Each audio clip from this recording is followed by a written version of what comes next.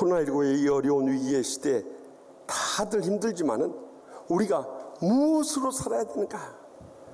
오늘 본문의 말씀, 주님 예비하시고 순서에 따라서 이 말씀을 주셔서 저는 이 말씀 받으면서 전율하지 않을 수 없어요.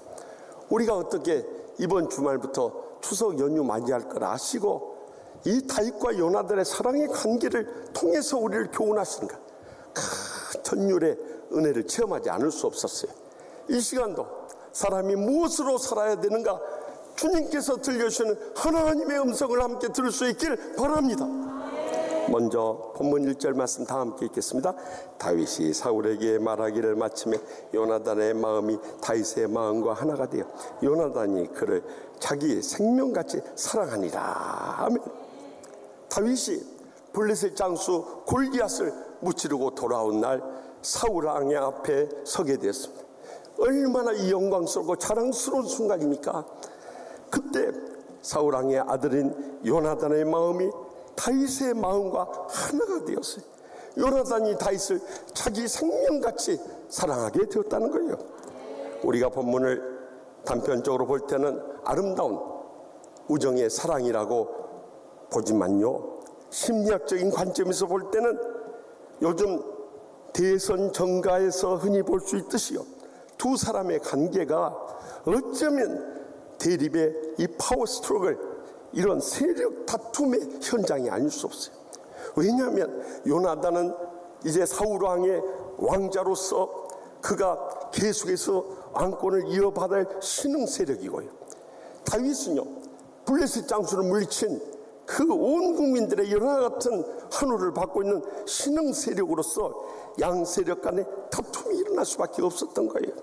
그뿐만 아니라 본인들은 그를 안 했을지라도 자신들의 이익을 추구하는 세력들에 의해서 분명히 저 다윗을 경계한다고, 저 요나단만 처치하면은 당신이 왕이 될 수 있다는 그런 부추김을 받았을지도 몰라요. 그럼에도 불구하고 그들이 어떻게 해서 마음이 하나 되고 자기 생명같이 사랑할 수 있었을까요? 저는 오늘 본문의 원어 성경을 읽는 가운데 이 히브리어로 마음이란 단어를 주목하게 되었어요. 이 마음이란 단어가 히브리어로 네페시라는 단어를 쓰고 있는데, 그것은 우리의 마음을 말하는 것이 아니라 우리의 영혼을 말하고 있다는 거예요. 영적으로 사랑하게 되니까 그들의 라이벌 관계의 모든 한계를 극복하고 진정으로 그들이 자기 생명같이 사랑할 수 있었다는 거예요. 이보다 더 깊이 있고 더 강렬한 사랑의 하나됨이 어디 있겠냐는 거예요.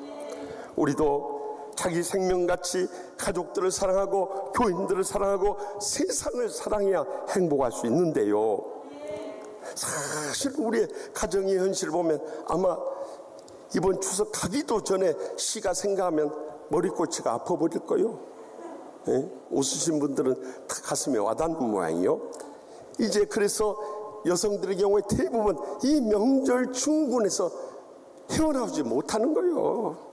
그럼에도 불구하고 우리의 가정이 어떻게 화평해야 되는가? 옛말에 가만사성이라는 말이 있지 않습니까? 집안이 화목해야 모든 일이 형통하게 잘 된다는 거예요.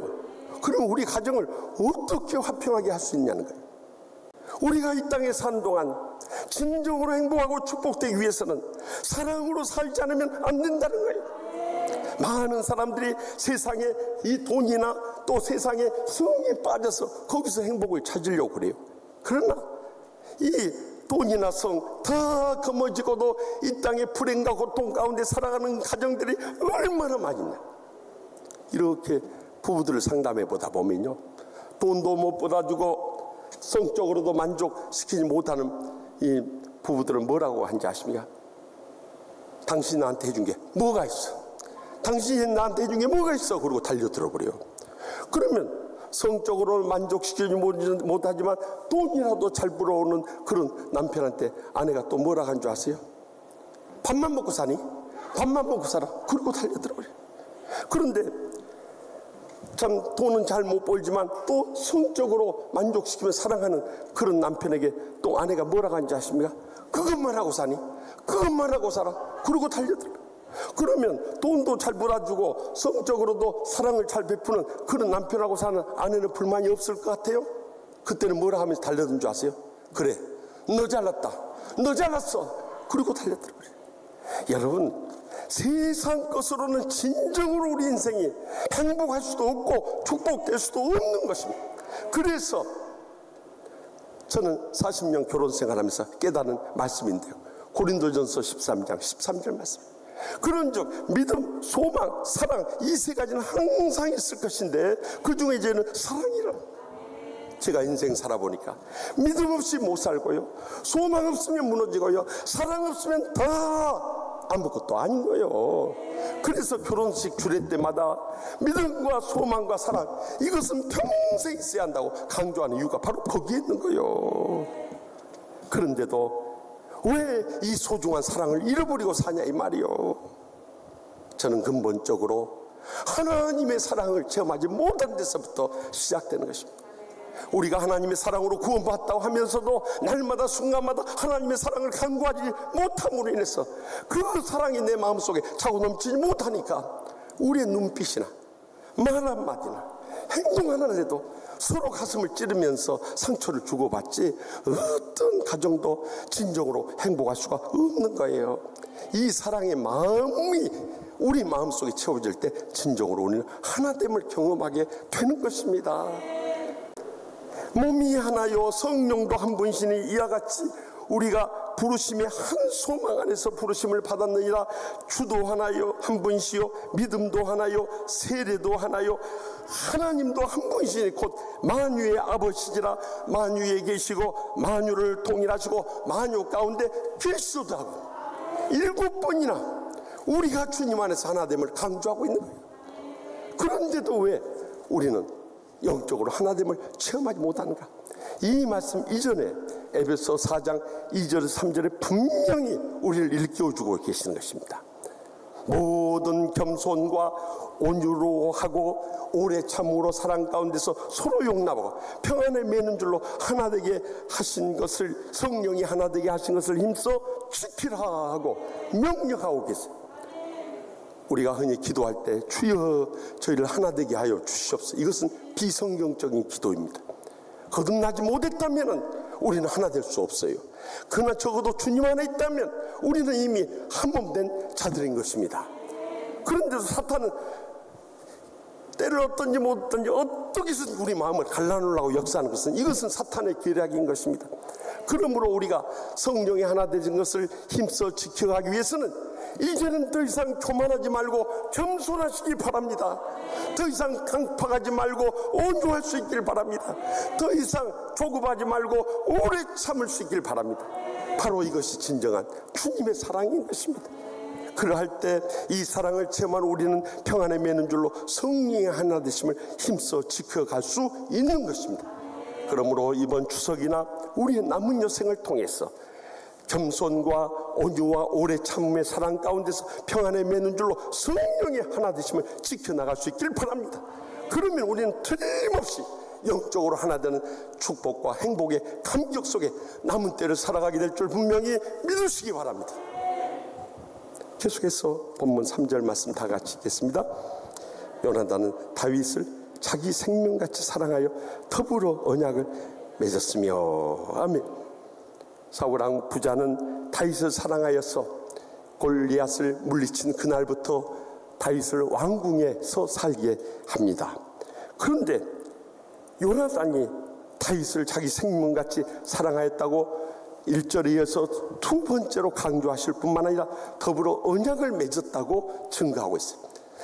그런데 우리의 삶은 어떠합니까? 우리가 처음 결혼할 때 다 처음 하셨겠습니다만은 그 주례하신 목사님이 검은 머리가 팥불이 되도록 변함없이 사랑하면서 행복하게 살라고 그렇게 가르쳐 주셨어요. 정말 우리가 검은 머리 팥불이 될 정도로 변함없는 사랑으로 서로를 배려하고 섬기며 살아왔느냐는 거예요. 마음에 말할 수 없는 상처와 피눈물을 흘리게 해가지고 정말 이 검은 머리 평생 이 아내까지도 이 팥불이로 만들어버리고, 그래 빨리 끝내려고 그런지 모르지만 그렇게 하는 남편들이 이 땅에 얼마나 많이 있냐는 거예요. 그러니까 우리 아내들이 이렇게 명절을 맞을 때마다 가슴앓이를 해야 되는 거예요. 왜냐하면 그 집안 시족들이 이제 달려들 거니까 그걸 어떻게 감당하냐 이거예요. 여러분, 우리의 가정에 근본적인 문제가 어디서부터 시작된 줄 아십니까? 우리가 성경대로 남자가 그 부부를 떠나야 되는 것입니다. 그래서 신체적으로든지 정신적으로든지 경제적으로든지 영적으로 죽이 되든지 밥이 되든지 홀로서기를 해야 되는 것입니다. 그런데 우리는 유교의 간습을 따라서 여자가 그 부부를 따라서 시집을 가는 것.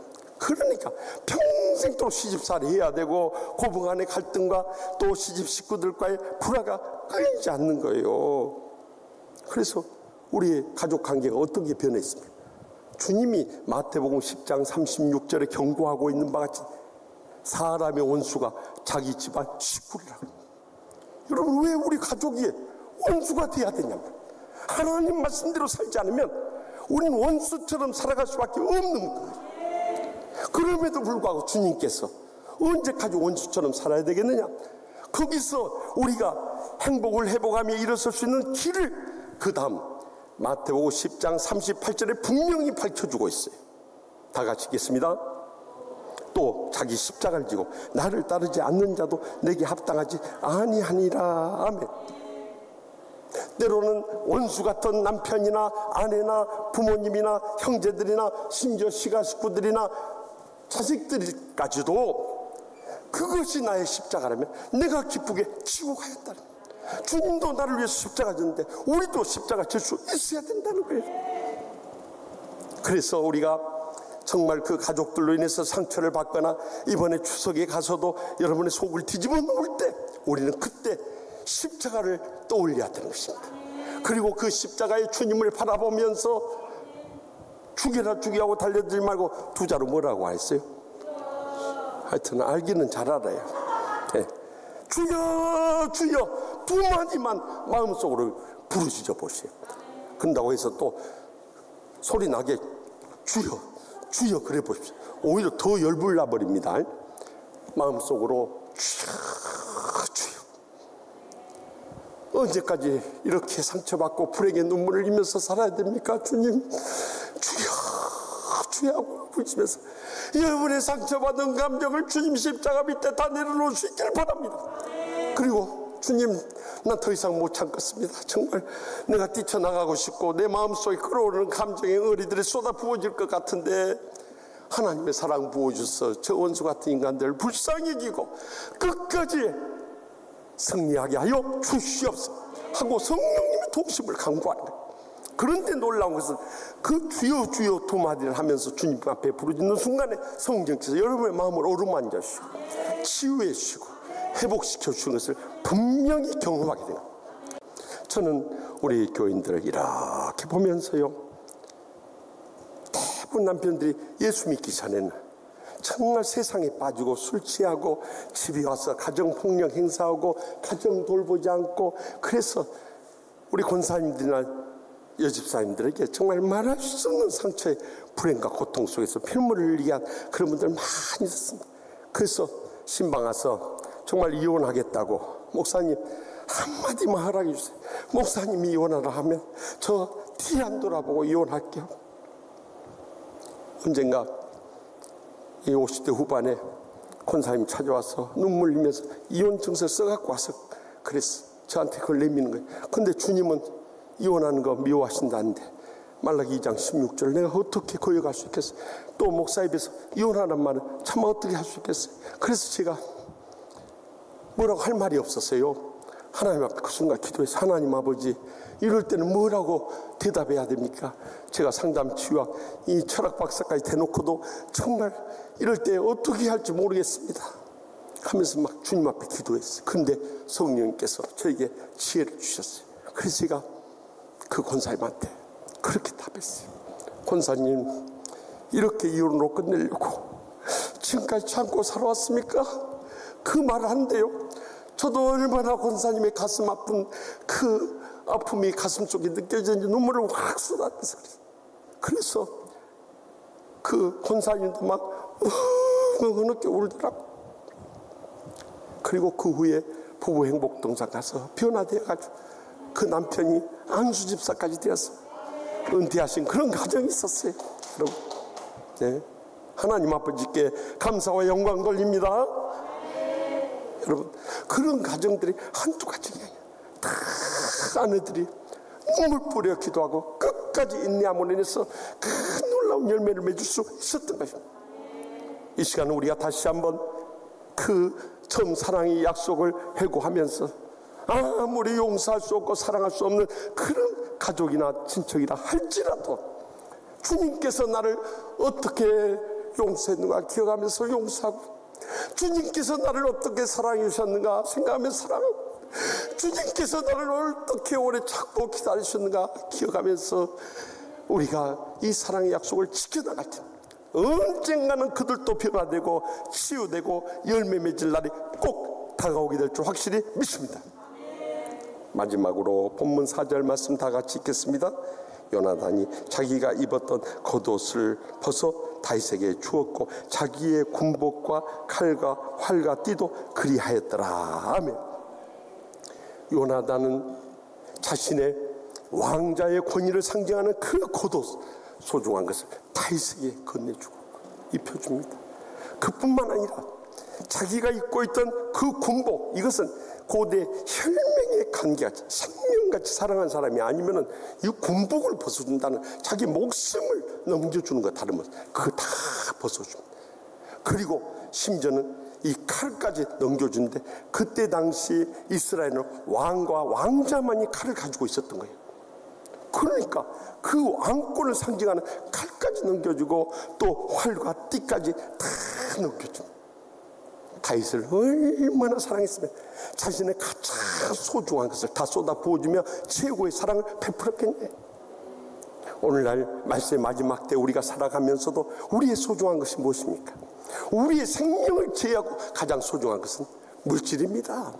그래서 마태복음 6장 21절에 내 보물이 있는 그곳에는 내 마음도 있느니라 하고 증거했던 거예요. 우리가 몸으로 봉사할 수 있고 마음으로 사랑할 수 있고 재능 쏟아줄 수 있고 정성 다할 수 있지만 말세의 교인들은 물질 앞에서는 다 무너져 버리더라고요. 그러니까 어떻게 보면 이 물질을 하나님 앞에 바치는 거 보면 그가 주님을 얼마나 사랑한가를 알 수 있어요.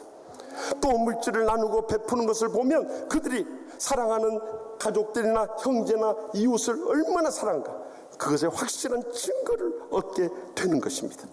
사실 물질 아깝지 않은 사람 세상에 어디 있습니까? 이 목사님 물질 아깝소 안 아깝소? 아깝다고 안 하요? 다 마찬가지. 그럼에도 불구하고 왜 물질을 아까워하지 않고 우리가 바치고 나누고 베풀 수 있냐 이 말이에요. 주님의 십자가의 사랑이 강건하기 때문에 그런 거예요. 더 나가서 빈손으로 왔다가 어차피 빈손으로 떠나가서 하나님 심판대 앞에 서게 될 텐데 그 물질 붙잡고 있어서 무슨 유익이 있겠냐는 거예요.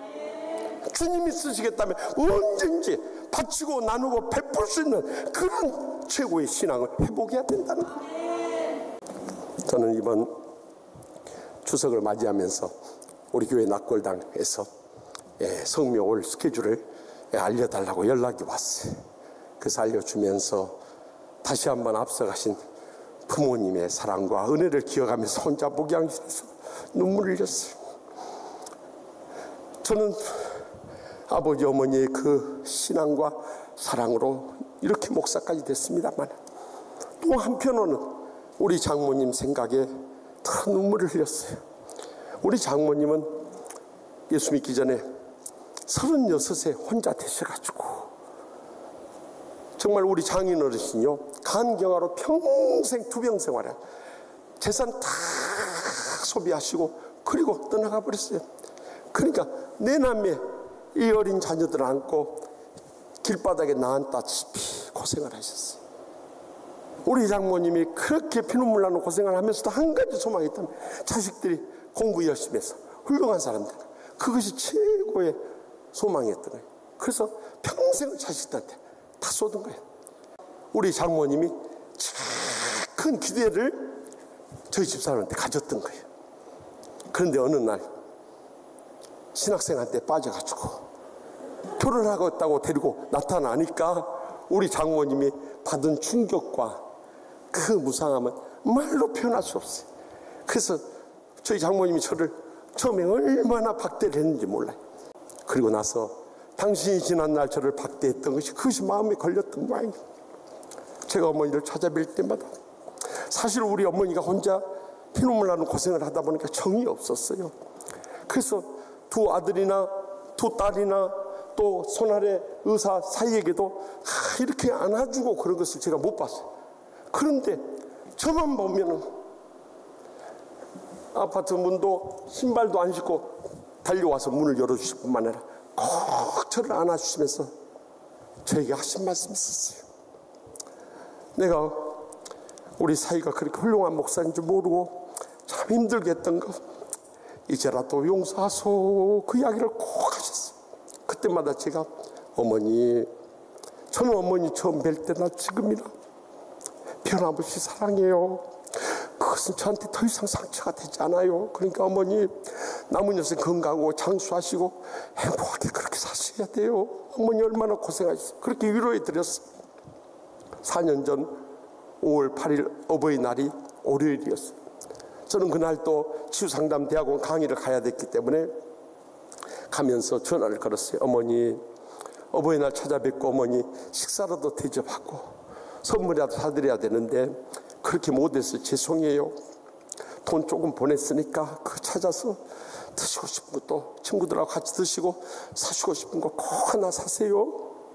그리고 어머니 몸 조금이라도 불편하면은 저한테 연락 주세요. 그러면 제가 내려가서 어머니 모시고 와서 남은 여생 저희와 함께 살아요. 그랬던 저희 어머니가 그것이 어머니와의 마지막 통화가 될 줄 누가 알았겠어요.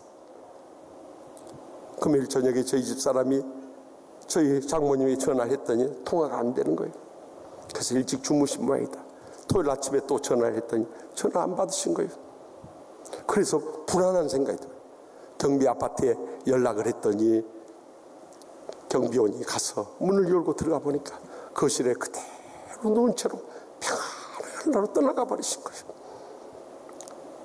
그래도 올해를 마지막으로 어머니와 사랑의 대화를 나눌 수 있었던 것이 유일한 위로였지만은 저희 어머니를 생각하면 그 어머니의 땀과 눈물과 희생이 있었기 때문에 오늘 우리 처가 식구들 그 처남이나 이 처제나 저희 집사람까지 온 자녀손들이 이렇게 믿음 복을 누리고 살 수 있었던 것을 저는 잊을 길이 없어요. 사랑하는 성도 여러분, 이번 추석을 또다시 맞으면서 우리 이번 추석이 우리 생애 마지막 추석일 수 있다는 심정을 가지고 그동안 우리를 위해서 땀과 눈물과 모든 것을 희생하셨던 부모님의 은혜를 잊지 마시기 바랍니다. 이제 우리가 살면 얼마나 살고 또 남은 생을 무엇으로 살아야 되겠습니까? 다윗과 요나단과 같이 영적인 마음으로 하나가 되고요, 사랑의 약속을 끝까지 지켜나가고요, 물질까지도 아까워하지 않고 나누게 될 때 우리는 그들의 영혼 이번에 마지막이란 심정을 가서 구원하고 치유하고 주님의 제자로 양육할 수 있을 뿐만 아니라 그 어느 해보다도 의미있고 보람되고 복된 추석을 맞이하게 될 줄 확실히 믿습니다.